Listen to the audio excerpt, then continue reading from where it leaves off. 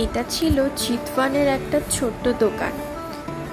আমরা যেদিন চিতওয়ান পৌঁছালাম সেদিন রাতে ডিনারের আগে মনে হলো একটু ঘুরেই আসি না, আশপাশটা কি আছে দেখি। তো রাস্তায় বেরোতেই দেখলাম অসংখ্য রেস্টুরেন্ট এবং ভীষণ সুন্দর ডেকোরেশন সে রেস্টুরেন্টগুলোর। দেখলেই মন জুড়িয়ে যায় আর মনে হয় টুক করে ঢুকে যায়। তো যেহেতু আমরা জার্নি করব তাই রেস্টুরেন্টে খাওয়ার কোনো প্ল্যান ছিল না, তাই আমরা আশপাশের দোকানগুলোতে ঢুকে একটু দেখছিলাম ঠিক কী জিনিস এখানে পাওয়া যায় এবং দাম কেমন।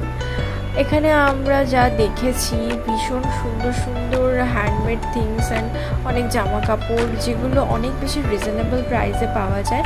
তবে এই দোকানগুলোর থেকে, এইগুলো দেখতে ভীষণ সুন্দর হলো, এই দোকানগুলোর থেকে আমরা যখন বিভিন্ন স্পট ভিজিট করতে গেছিলাম সেখানকার যে ছোট ছোট দোকানগুলো, সেখানে যেন জিনিসপত্রের দামগুলো আরও অনেক বেশি রিজনেবল লেগেছে আমার।